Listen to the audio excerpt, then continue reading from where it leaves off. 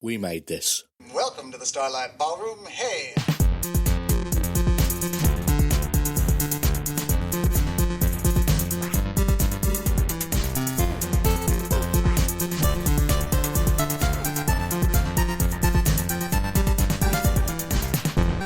Hello and welcome to Shipwrecked and Comatose, a Red Dwarf podcast here on the We Made This podcast network. My name's Mark Adams and I am one of your regular hosts, and I'm alongside Kurt North. Hello, Kurt. Smeg off. Oh dear. We've also got Colin with us. Hello, Colin. How you doing? I'm all right. It's been moments. Yes. It's been a week. It's been 7 days, Mark. Sorry, of course it has. I've been in stasis. Remember, we do this live. Oh, yeah. But yeah, we are talking about episode 2 of series 1 of Red Dwarf today. We're talking about Future Echoes. And fess up time, this is my first time hosting like this. I've been on plenty of shows where I've been a guest, like on this format, but this is the first time I've hosted, and I suspect I'm going to be a little bit preppy. So if it's shite, it is completely my fault because I'm a novice. Hey, go with the flow. Go with the flow. Maybe what will happen is that you'll see like future versions of yourself, and you can correct it just before that happens. I mean, that would be useful. Or very confusing. Or is it too determinist to actually think about that, and maybe that you just do the same shite that you did when you saw yourself do it in the future? Right. Before we talk about this, seeing as we are talking about travelling in time and meeting ourselves, I am a gay. I would definitely have sex with myself. Would you? As two heterosexual men, would I have sex with Colin? Would you? Well, would you have sex with yourself, or maybe just a hand job? I think the latter. I think the latter definitely. I'm not even sure time travel is a prerequisite for that. Right, the thing is, having sex with yourself, you know exactly what you'd like. I'd be awesome in bed for me. Well, this is taking a turn that I didn't expect. But yeah, I would feel like, what's the best word? Yeah, bi-curious? No, I wouldn't necessarily say bi-curious. I would feel a bit strange with me looking down at myself. Absolutely. But yeah, I think you know. You know how to hit the right marks. I would definitely know how to hit the right marks. Moving on. Future echo time. Yeah, let's talk about Red Dwarf rather than having sex with ourselves. Yeah. Anyway. We have the theme tune, which we talked about in the first episode, which is still brilliant, and I still love the models. And we see, for the first time, the Holly recaps, which is a part of the show that I really, really like. And having watched ahead, there's an element which is kind of like the general recap, and then there's the lol afterwards, which is just Norman Lovett at his finest, if in my opinion. What do you think of what did you think about the recaps? I actually really like the recaps. You forget that, you know, as I say, they drop them later on. It's like anything in TV. I think that, you know, you'll have a premise that needs to change after time. But, you know, it totally feels to me like the Star Wars crawl. It's kind of like their version of it. And I never really thought about the end lol as well. I think that works really well. But it also like sort of just defines what the show is in a very quick format, doesn't it? And I know that they do that in season 3 with a Star Wars crawl as well, but I like it. I think it's quite unique, and it's also the whole idea of the floating head, which instantly makes me think that potentially that David Lynch might have stolen that from Red Dwarf personally. But that's my thought on it. Colin, I don't know about you. I think it's of its time. I don't think I particularly missed them later on, but it's an extra opportunity for getting a joke in. And it's an extra opportunity to see some more Holly, which is never a bad thing. Yeah, definitely. Do you think that then, speaking like we did last week, that was maybe a Norman Levitt thing, that he might have pushed that himself? I don't know. It does seem like he had a lot of sway, so maybe you're right. Yeah, if what we were saying originally last week, that Holly was much more of a less humorous part, where he was more of a straight man kind of thing, and he brought more of his stand-up into the role, then yeah, it could easily have been him angling towards, let me do this bit at the start with a joke. So we then move on to Lister talking to a food machine that's got a lisp, and it's a bit broken, and instead of nice food, he gets a bucket. And Rimmer turns up and is rude to him. Rimmer's doing his run. And then we get that was funny as it was, but we then get the wonderful scene where Rimmer asks for a clean uniform and a crew cut, but he's rude to Holly and ends up with a bouffant. Young me, like 10, 15-year-old me, would have to pause at that point to laugh because I was in such hysterics over a bouffant.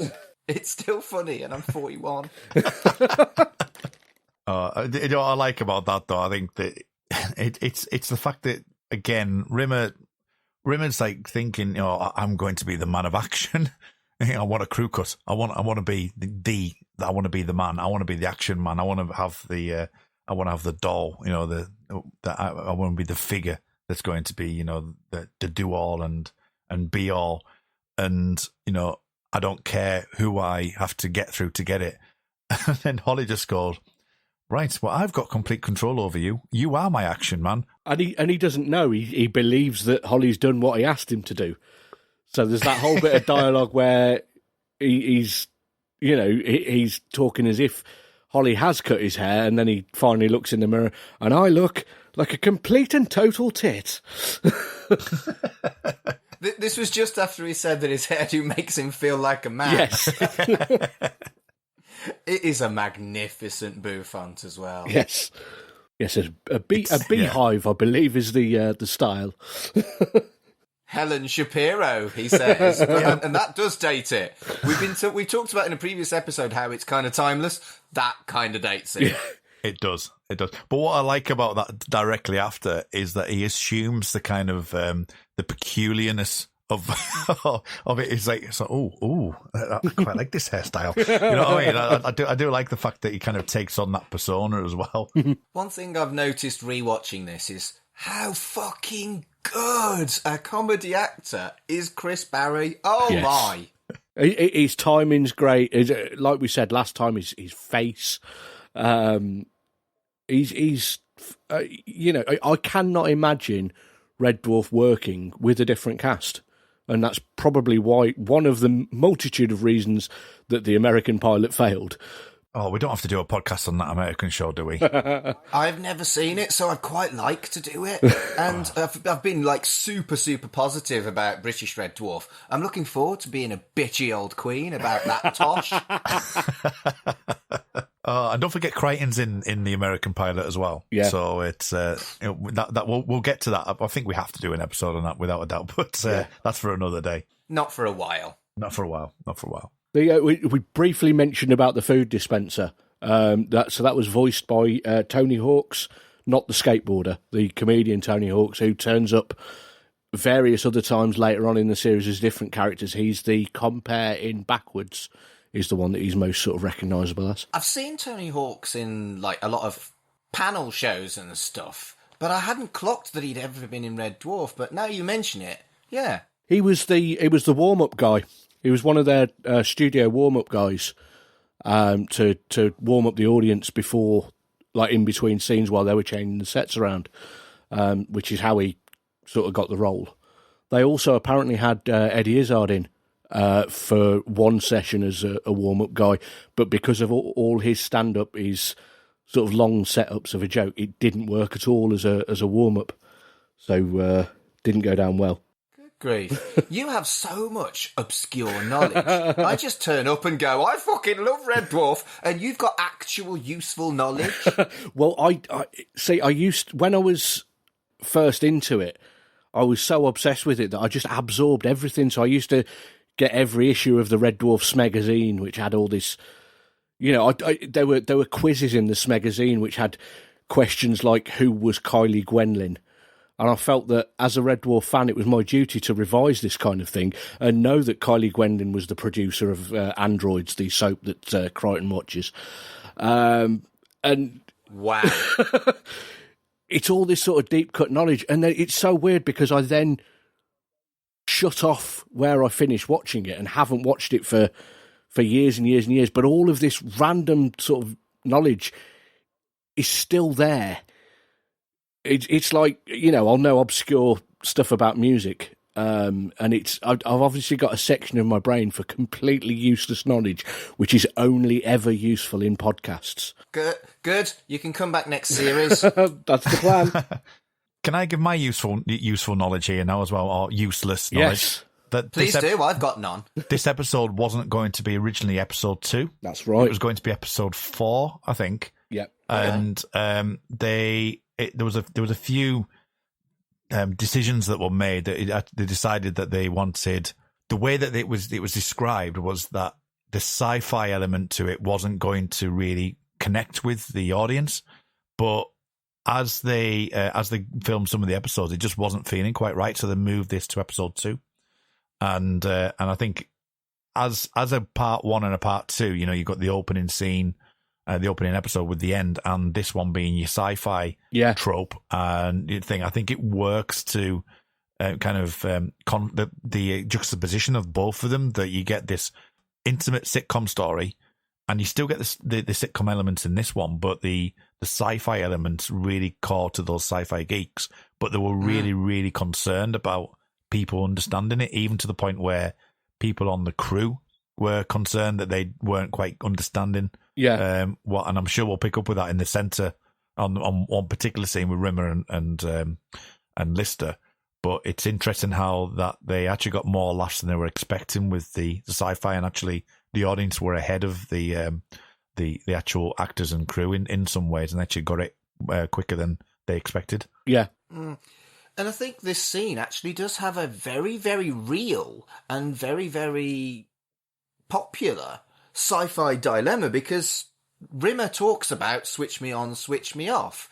And this is kind of an Asimovian kind of discussion about sentience and what's alive and what's not alive. And if you switch someone off, have you killed them? Yeah. And that's kind of just slid in amongst all the lols. It's a deep philosophical question mixed in with the jokes. It's great. It's you've got the hardcore sci-fi ideas. You've got the hilarious sitcom elements, and you've got this sort of like things that if you sit and properly think about it, it'll blow your mind, and clearly has done to me just now.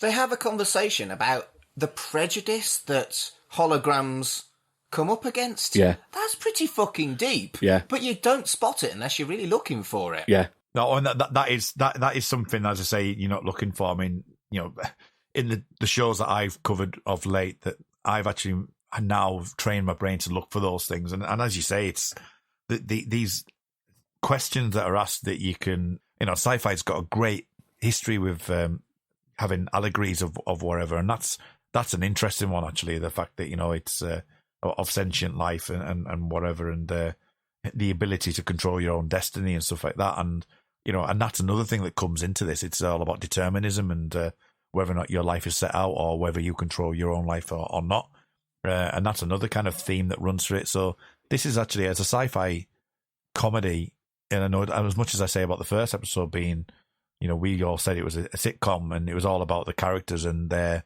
journeys and their aspirations.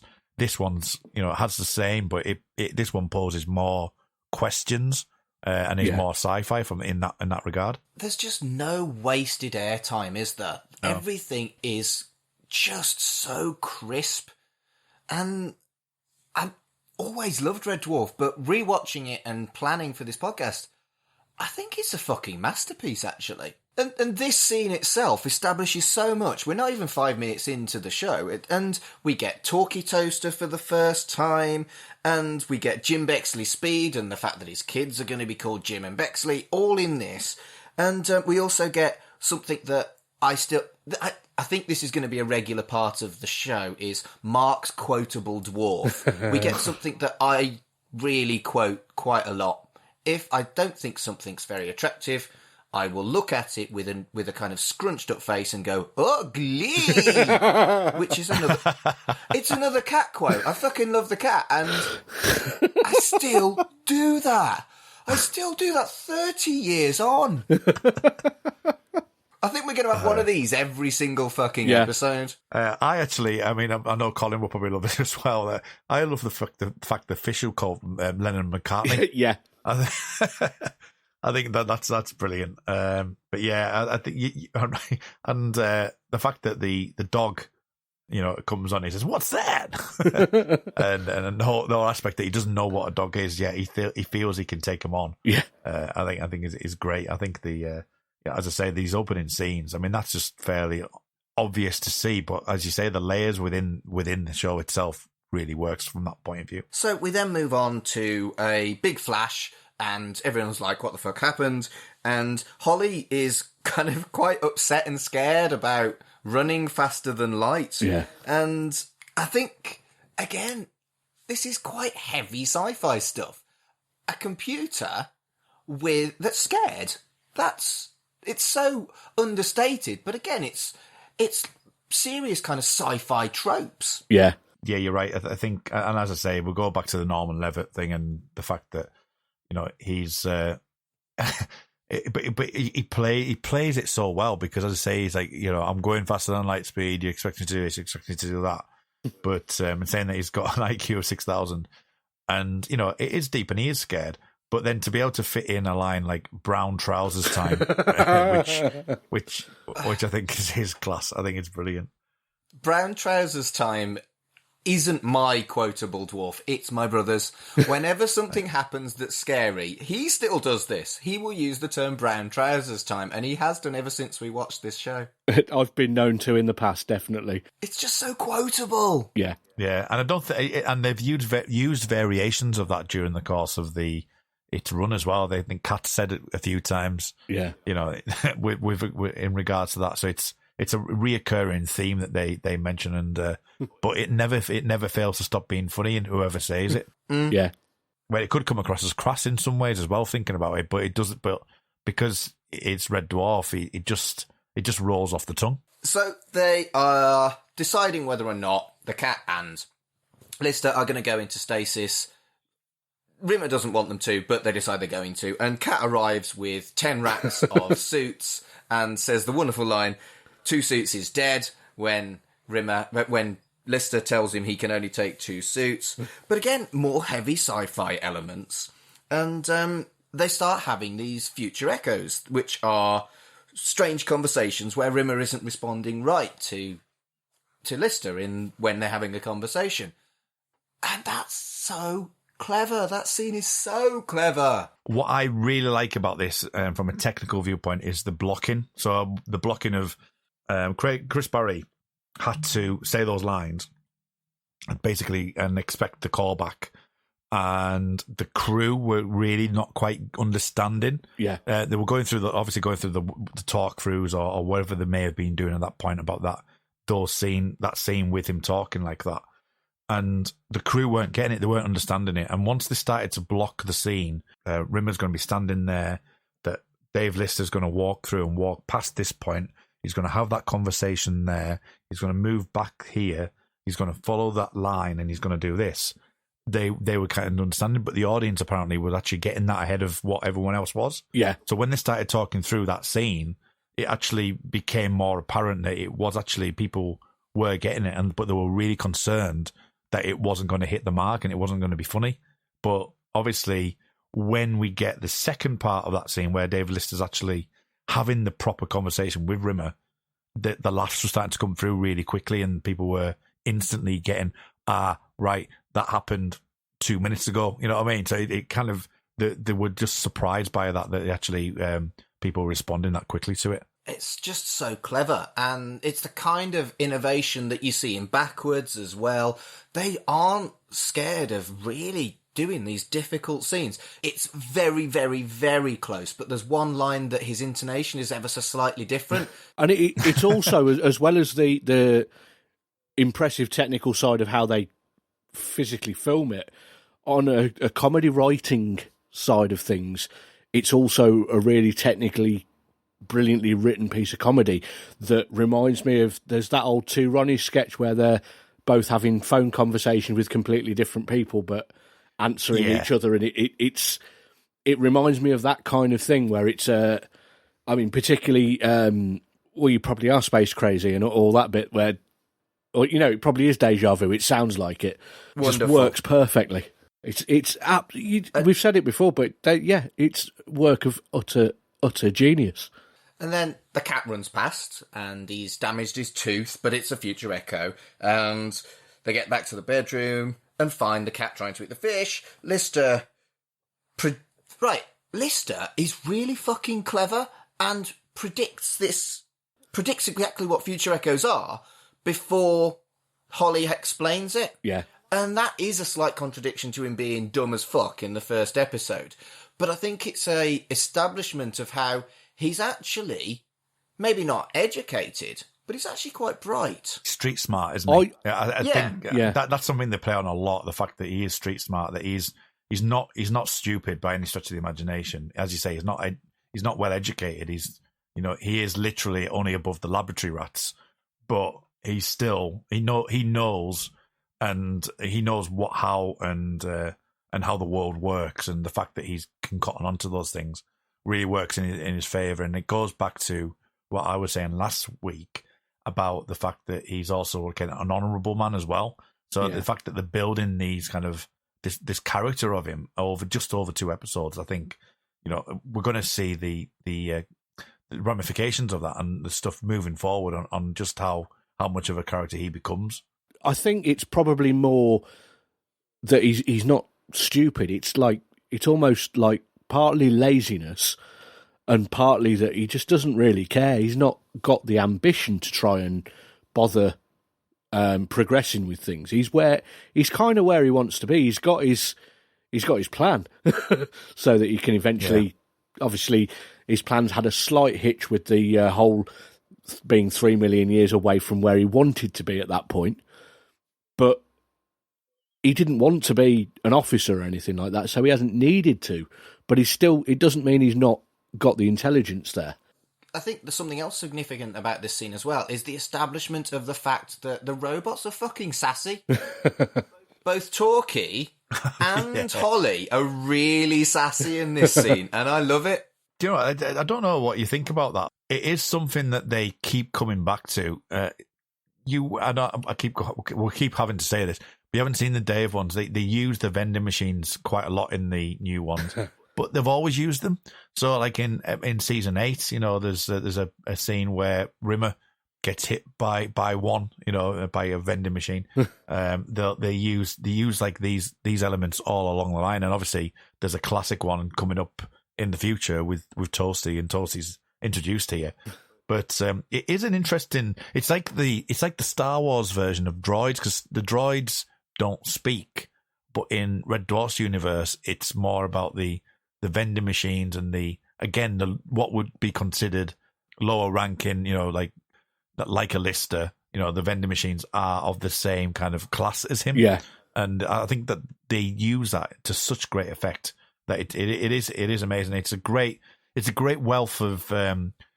Like a good comedy well to use as well, because you don't necessarily need to have returning characters. You can just use whatever you need to use for comedy effect with vending machines and the like. We've also, talking about the robots, we've not mentioned the Scutters yet, which they weren't in the previous episode at all, I don't think. But yeah, they were referred to as service droids in episode 1, but this is the first time they're called Scutters. You're right. Yeah, and. I mean, almost like art imitating life, or life imitating art. Sorry, the Scutters on the set were almost, badly behaved as they were as their characters, because they were radio controlled, and they used to have problems where they used to get interference from a local taxi firm, which meant that they went haywire, and there was at least one occasion where one of them got interference and accidentally attacked Chris Barry in the bollocks. And nice. I was just before we started recording, I was watching random Red Dwarf stuff on YouTube, and I found an old from 1988 when it had just started. They were on like a talk show. they'd got the Scutters in there bringing questions from the audience to Craig Charles and Chris Barry, and Craig Charles was actually cowering as the Scutters came over because I think he had like one too many run-ins with them in the past. But again, I mean, your useless knowledge is absolutely amazing. Still, again, Colin, thanks. But again, the fact that the Scutters are used to great effect over the show as well. The fact that the technology, yeah, it goes back to the fact of Rimmer being able to be switched on and switched off again. Yeah, they give these robots the robot fish. Don't forget the fish, of course. yeah. The toasty, you get, the vending machines, you get the Scutters, all of which have personalities within themselves as well. And they, I'm more of a Star Trek fan than I am a Star Wars fan, but this to me is more of a homage more to Star Wars purely because of the droid aspects of R2D2 having his emotions and C3PO, and some of the things like the ones on the Death Star where they go all that kind of thing. The it gonk does feel droids. like a bit more of a homage to them. So Yeah, I think you're right. And I think the droids, even by not speaking in Star Wars, like R2-D2 doesn't speak, and they are still lovable, almost fleshed out characters. And the Scutters are just like that. They flick the V's at Rimmer at one point. Yeah. They pass a note to Rimmer, pass a note to Lister saying, "Don't leave us with Rimmer." And it's just, they're just so sassy and so funny. And you're right, it's like the light in the Pixar thing as well. How the fuck do you make a light lovable? But Pixar managed to do it. And again, it's an arm on a fucking iron. And these are still lovable. It's just sublime. There's the other technical bit is Lister's space bike that you see in this episode was a modified Sinclair C5. Not a Citroen C5, that's totally different. No way. Yeah, it was a Sinclair C5. Always wanted one of those. The reason that it only appears in this episode, and I think one or two others, is because Craig Charles was so reckless driving it around the set that they cut it out later on because they thought he was going to break too much stuff with it. Amazing. I love this show. I always loved this show, but analysing it the way we are, I just love it even more. I tell you what I always find amazing in the very first the don't say the C word when we talked, where you just like sort of took a moment like you just did and went, I fucking love this show. it's like where's this been in my life? Why have I let this run dry? But yeah, it is. It's do you know what? For me, you mentioned about the fact that you haven't seen it for so long. Red Dwarf for me is always one of those shows. It's like Friends at the moment. Friends is on absolutely every channel known to man. It's on E4. It's on Comedy Central. It's on Netflix. It's everywhere. And Star Trek's a bit like that as well, where I could probably be sitting at home and flick a TV channel on and go, all right, it's an episode of Star Trek, great, I'll sit back and watch it. And Red Dwarf to me is a bit like that because it's available now, especially with it being available on likes of Netflix, where if I've got like a spare 20 minutes, 15 minutes, I tend to put it on. And I've done that for quite some time. So it's always there or thereabouts. And I always just randomly choose episodes. And this one's no different. And you mentioned about things that always come back to you. I always, and I didn't realize this until like today, I always come back to it probably at least once a month, if not more, end up singing Lunar City 7. and I just go, Lunar City 7. And I just, for no apparent reason, absolutely, it's like a tick. I've got no reason for it. It comes out of nowhere. I'll just literally be like sort of walking, say, listen to a podcast or something, and just end up like thinking Lunar City 7. You know what I mean? And it's like you say, it's like these things are instilled in your head. Absolutely. You mentioned Friends and Star Trek. I don't think you're wrong putting Red Dwarf up on a pedestal with those two iconic cult hits. I think it's fucking wonderful. Well, Red Dwarf actually is displayed in The Big Bang Theory. So the fact that it went over stateside and become a cult hit in the States as well, I think it says a lot about a show that was filmed in Manchester and is so many years old, and it still has the reach of getting into a show as big as the Big Bang Theory was. Yeah. At its time, you know what I mean? Because the Big Bang Theory pretty much is the new Friends of the generation, and yet, I know it's a geek show, fair enough, but the Red Dwarf does make an appearance in that show, so it just goes to show the reach of this little funny little TV show of ours. Yeah. So then there's an explosion, and Rimmer has seen Lister die. Lister runs in, and Rimmer is talking about how it was awful, the death, and he's traumatized by it, and Lister's like, it's my fucking death. And Lister then gets it into his head that if he can stop the cat from breaking his tooth, he can stop himself from being killed. Yes. And again, clever Lister. Real kind of like proper analytical planning here. Yeah. And he's really quick to come to that idea, particularly when he's in shock from just being told that, Rimmer saw him die. Rimmer did not give him ample bracing time to cushion the blow. He does come up with that plan under pressure, and it's a good plan. There's perfect logic in that. Unfortunately, it's like Kurt was saying earlier. Is it predetermined? It basically is, because it's already has happened, despite the fact that it hasn't happened yet.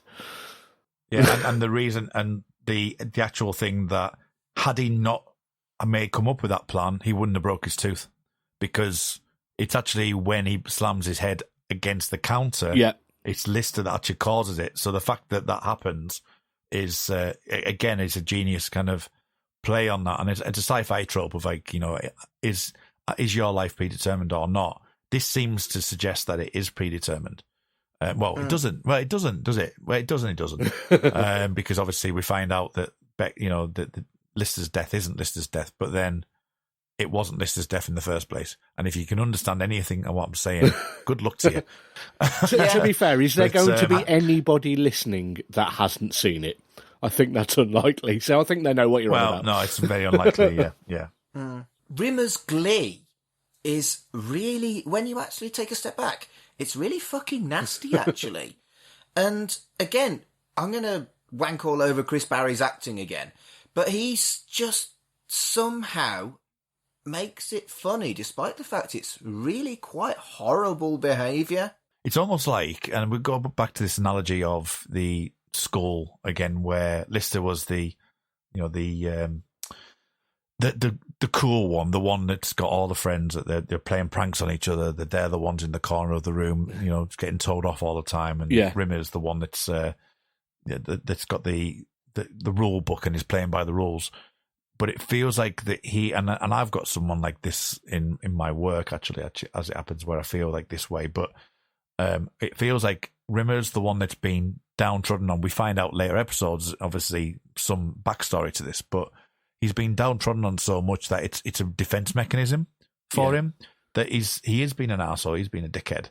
He is, being arsey to Lister, but it's almost like a defense mechanism because he's in a power struggle, and he feels at that moment that he has that power. But it's not just having been an arsehole for being an arsehole's sake. He's actually doing it because of the stuff that's happened to him in the past, and that's a really deep character trait. And as I say, it goes back to like the characters aren't just there to be an arse. He's actually there because of issues that he's had in the past. Oh, he's fundamentally damaged. Yeah. And again, Red Dwarf really does go quite deeply into this in a way that you don't spot when you're just tuning in because you want a laugh for 25 minutes. But at this point in the show, we don't know any of that. No. And as I say, he's not a very nice person here. And we don't have that background. But it's still done in a way that Chris Barry manages to not make him look like a massive bellend. Well, he does, but in a sympathetic way. But there's also the aspect in there that it's definitely a retaliation to Lister saying pretty much the same things to him when he's talking about going into stasis towards the start of the episode as well. So, he's, you know, there is a little bit about Lister getting a comeback from what he already, you know, getting what he deserves in some way. But yeah, like we said, we later find out that it was actually not Lister, it was his son, and he's remarkably okay with that. You know, if you just got told that your son's died. Yeah, that is a flaw. I'll give you that. Apparently, in season 3, there's a change in season 3. Apparently, where in the Star Wars crawl, it says that he grew up and left. I know I said I wouldn't do consistency, but it is a future echo. So I'm taking that purely as, you know, it's one potential future, and that future didn't end up happening. Yeah. So that's the way I'm dealing with that. Move on. Carry on. Okay, well, I will do that. So, an emergency is going on, another quotable thing from Holly, and the Navicom is overheating. Lister is facing his destiny. He, at this point, doesn't know that it is Bexley, so he's actually really fucking brave, and goes to the scene where he knows he's going to die, and he doesn't die, but he is attacked by the cat. Every single time I see this, I don't know if Colin's got any backstory to this or not, but I always hear the pyrotechnics go off and a woman kind of go, oh, like that. I don't know if anyone else has heard that or anyone has any history on story. I don't. Sorry? I don't know. I've not noticed that. But, do you know what I mean? Have you heard it? No, but I'm going to listen out for it later. I'm probably going to have to go back and watch it now because of that. It always feels like it's either a member of the audience who's just like a little bit shocked because it sparks up, or it's someone on set, or someone on the stage floor or something. Yeah. Somebody does something, and it feels like it's a bit like, oh crap, I wasn't expecting that. Every time I see that scene, I always like wait for that moment, and it's just instilled in my brain that happened, and I might even be making it up in my head, but I'm pretty sure that I hear that every single time. The sound bit that always I concentrate on in that scene is the sort of droning synth tone that's just increasing in pitch as Lister does the different things. It really sort of ramps up the tension as he does each thing. It's getting, you know, just higher and higher, sort of higher pitched like sine wave tone. And as a synth geek, that sort of always sticks in my head because it sounds ace. Yeah, it's a great scene and it's really well done. And like I say, again, it's establishing what kind of a man Lister is. He's outwardly seen as a slob, but there aren't many people brave enough that would have gone in that room knowing, well, at least thinking that he knew that he was going to die, and doing it anyway for the good of everybody else on the ship. Yeah. If only he'd been alive 3 million years ago. If only he'd been alive 3 million years ago, this wouldn't have happened, and he would have had a full ship. The drive plate would have been sealed securely, yes. So they all return to the quarters, and they see a 171-year-old Dave Lister on the bed, who has remembered that he saw himself. So he tells Dave the truth about Bexley, and we now find out that it wasn't Dave that died after all, and tells him to go and run to the medical with his Polaroid. And he is also really mean to Rimmer and calls him over, and then doesn't tell him what his future holds. And I think just the relationship between these two, they're just bastards to each other. Well, you know, that might be the best form of flattery, really, isn't it? The friendship is born out of that. And, you know, how many friends do people have where they banter against each other or, you know, take the mickey out of each other and stuff like that? And I know it's not quite there with this just yet, but, you know, you'll see that as the season progresses and as the show progresses, that, you know, that is ultimately the thing. And obviously Kat gets involved as well. It's the three of them. And I'm sure that there'll be scenes that we're not thinking about right now when we look into the show and later on, where roles are reversed and you know it's actually thinking, all right, okay, you know, and that's what's great about it. It's the again, it goes back to the actual smaller moments and the banter between them. Even though this one is a very sci-fi heavy elemented episode, you still get those banter moments. Yeah.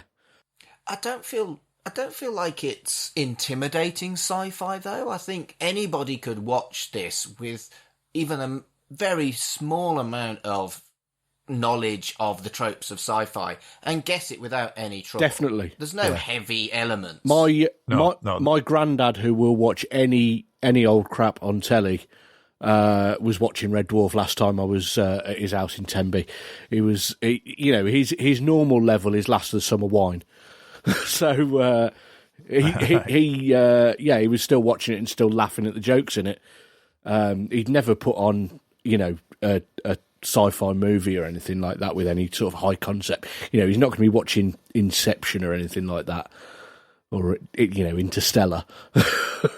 But yeah, Red Dwarf he could cope with, absolutely. Yeah, and I think later on when things do get heavier, exposition-y, they still find a way of doing it. The perfect one, which again is one of those quotable lines, which will come around, is "What is it?" I say that all. What is it? So those moments where it does get really exposition-y. You've got Kat or you've got Crichton. You've got Crichton explaining, you've got Holly explaining it, and you've got Kat being us, the one that's asking the questions, and and by doing it in a comedy way, that you're able to explain that quite well. But it goes back to the whole point of that sci-fi element that the audience. I think that if you look in TV culture, you get these TV shows that will tell it to you straight. And one of the big things that I've had discussions about recently, and I think maybe a couple of people have mentioned this, is that, around the early times of, say, around this era especially, it's often that you couldn't have people lying on TV because people watching would take that at face value. It's not possible that person lies, and so having a show like this with this sci-fi element and having it done in a way that people get it, is actually trusting the audience that they'll understand it. Yeah. And as I say, the crew not knowing or not really getting it themselves, but the audience clicking onto it quickly just goes to show that if you give the confidence and you play it with confidence, that the audience will actually catch on to what you're saying and how you do it. It's all about the delivery of it. Yeah. Yeah. So Rimmer gets very cross and he calls Lister and Holly, he calls them both goits. Again, goit is a word that I still use today. Yeah. If I want to not swear, I will use the word goit. Yeah.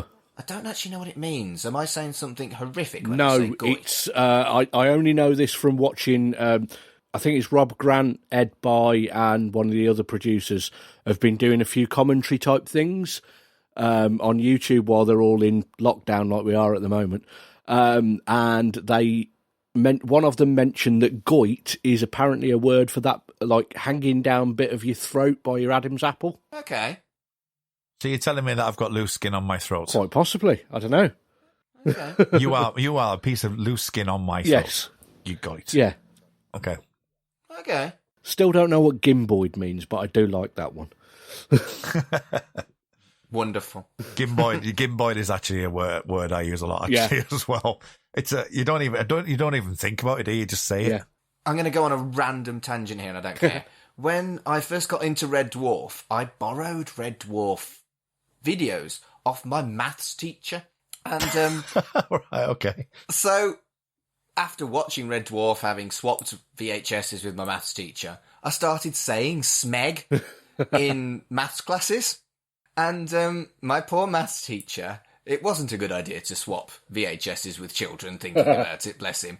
But he had to take me to one side and explain to 12, 13-year-old me what smeg actually is. I didn't know. No, I don't think I did for years. Interestingly, that was another thing I learned from that commentary thing that they were doing on YouTube that I watched earlier today. They actually got the word smeg from Tracy Ullman, who was also responsible for The Simpsons, because it was on the Tracy Ullman show. So she has been, I think basically they'd gone out for a meal for another show that they were doing with Tracy Ullman, and gone to a Chinese restaurant and they'd got some kind of soup and she went, that looks like smeg. And they didn't know what it meant, so went and looked it up and went, well, if we don't know what that means, the censors probably won't either, and we might be able to use that in our script that we're writing at the moment. And they did, and it got past censors, and it's fine. Yeah, I always find it amazing on very separate levels that, one, what it actually means, and then two, that I cannot look at refrigerator without thinking about Red Dwarf. Yep. And then my second thought is, why would you call your fridge freezer that? So that works on so many levels when I see a Smeg refrigerator. They're awesome fridges, and I know, like, they're the top quality fridge. I just don't fucking want one. No. I do, because of Red Dwarf. But I can't afford one, so never mind. So we're nearly at the end of the episode. Rimmer and Lister end up down in the cargo bay, and they discuss how Lister can have sons with no woman on board, and future Lister arrives and says, take a photo of this, here's your kids. Takes a photo, end of the episode. It leaves a mystery, and it resolves the whole episode, but it also leaves a mystery. Perfect fucking sci-fi. Yes. Yeah, and not only that, the fact that this mystery comes back again, and every time I hear those words where he says, it's going to be fun finding out, it's like, yeah, I always jump back to that episode and go, you said it'd be fun finding out. Well, here you go. And I just think that it's a brilliant payoff. I think that, this early on, that they're thinking that far ahead with, like, sort of just planting something in there. Now, yes, okay, fair enough. This episode was meant to be episode 4, but the fact that they leave that in there, I think, is brilliant. And the way they pay it off later on is fantastic. Even if it was episode 4, it'd still be a series and a half later. I think it was the end of series 2, wasn't it? Yes, it was, because it was the start of series 3 where they explain it away with the Star Wars crawl. We've got to the end of the episode of Red Dwarf itself. It is now time to talk about our favourite part of the episode. Colin, you're the guest. What was your favourite part of this episode? Future Echoes. I mean, the bit where Lister's trying to come to terms with it, and there's the line, I've never had a prawn vindaloo. I've never read a book. Yeah, I've never read a book. We're just expecting to say, I've never read books. It's like, I've never read a book. Yeah, I think that's a great line. But then also Cat's rah dog attack is utterly fantastic as well. Kurt, what about you? Do you know what? There's so many. But I think on this particular episode, I've already mentioned Lunar City 7, so I'm not going to use that one because that's just my takeaway. I think that's my takeaway line that I use all the time. I think I'm going to go with the shaving cream and deodorant scene. Yes. Do you know, I didn't mention that, did I, when I was doing the run-through? But it's wonderful. It's so funny. Yeah. I think because it just gives you another layer of comedy. Because, it's obviously you've got your satire, you've got your slapstick, you've got your emotional aspect, you've got your psychological humour, and then this one just playing purely for laughs. And I think that it's worth mentioning that, just the you're not expecting it, and when it comes out, it's like it's a great laugh out loud moment. Yeah. But it's also really useful for the mirror scene where he's not seeing his current reflection in the mirror because of that bit where he cuts himself, and you can see the two. But the red blood is quite a visceral image, and it's really useful for, oh shit, he's just done that. Yeah. And that's really good too. Absolutely. What about yours, Mark? Well, you see, you two have picked really good stuff. But I am a child at heart. I am going to go with the fucking bouffant. It's just such a great gag. And then there's a callback at the end where he's got the bowl cut when he's pissed off Holly again. Yeah. It's just so funny. And again, wanking over Chris Barry being such a good actor. And like you said, the way he kind of starts to become more feminine when he realises he's got a bouffant. Wonderful, wonderful, wonderful, wonderful. Before we go, Colin, how can we find you on social media? Okay, so my Twitter is at MogwaiFearSatan, which I forgot to say last week. And then my two podcasts are at We Dig Music PCast and at this month's issue. And you can also find all of them on wedigpodcast.com and obviously on the We Made This network. Kurt, how about you? You can find me on Twitter at rmuldrake, that's RMULDRAKE, which is a play on the X-Files character Reynard Muldrake, which is also a play on Fox Mulder. I like my meta. You can also find me on the Make It So podcast, which is a Star Trek universe podcast, focusing on the new universe of Star Trek with Star Trek Discovery and Star Trek Picard. And we'll be looking at Lower Decks as that comes in, and potentially the new Section 31 show. And that is at Jean-Luc Podard. That is the main places you can find me. And as well, my main podcast as well, which is The Time Is Now Pod. And that's a Millennium podcast, all on the TV show Millennium, which aired from 1996 to 1999. And then basically you can find me all over the We Made This network. So I wouldn't be surprised if I appear on some of the previous connections as we talk at the end of this episode. And if you're looking for me, it's at Mark Adams HC on Twitter. That stands for Humanist Celebrant. And if you are interested in that kind of thing, my website is www.humanist.org.uk/Mark Adams.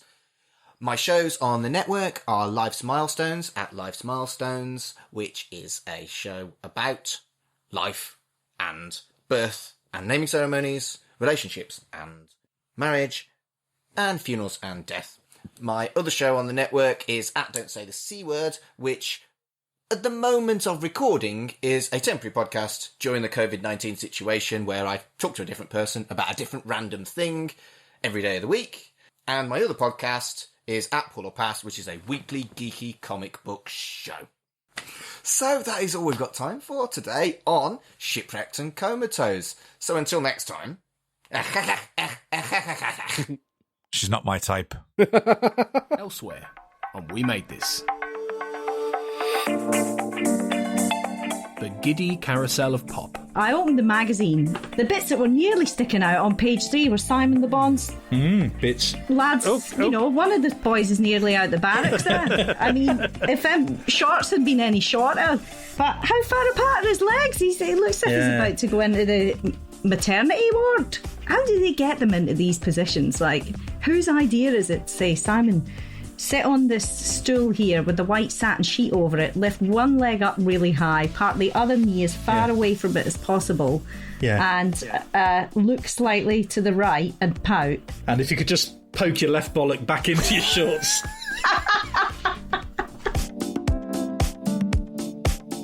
Don't say the C word. Why haven't we got lightsabers yet? Yeah, I want one too. Unfortunately, you know where this is going, don't you? I think so. Right. The first problem you have with the lightsaber is that it's about 1 meter long and then the beam stops. Right. Can you see the problem with that? Yeah, lasers have to hit something to stop, don't they? I did learn. And you can't really stick a mirror at the other end of the lightsaber and just sort of it starts getting a bit silly. The Movie Palace.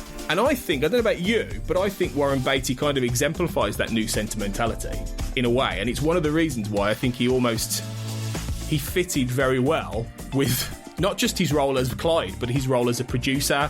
And if it wasn't for Warren Beatty, this film never would have been made. Yeah, he's very interesting in that respect because he's a very hands-on kind of figure.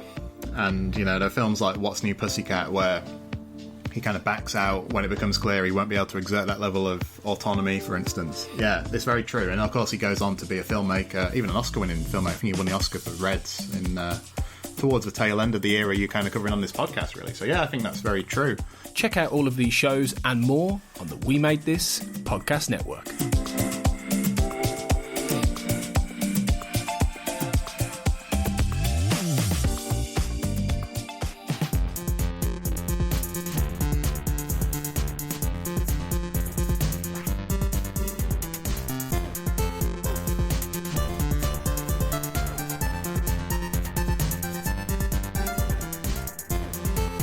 Shipwrecked and Comatose, a Red Dwarf podcast, was created and produced by Mark Adams and Kurt North.